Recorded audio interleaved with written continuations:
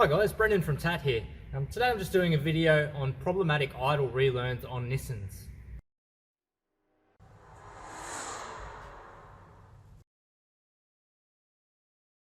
So like I'm sure many of you have experienced, usually at 5 o'clock when you're trying to go home, Nissans around this era, this one being a 2009 T31 2.5 litre X-TRAIL, they love to forget how to idle. Particularly if we do something like a service, clean the throttle body, we then get that surging idle after and it can't regulate it.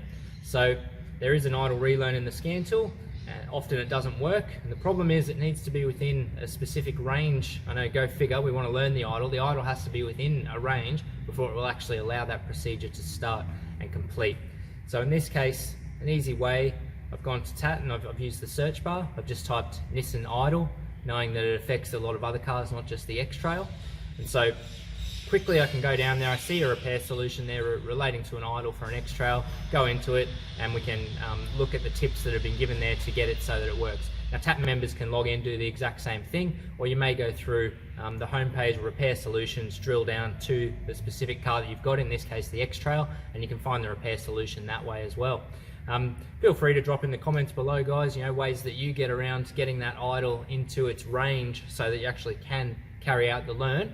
But as I said, if members can get on, you can follow the link to this repair solution and be prepared for the next one that gets you, because as I say, it's usually right at the end of the day, and you end up with egg on your face if you've got this thing that is surging and can't idle.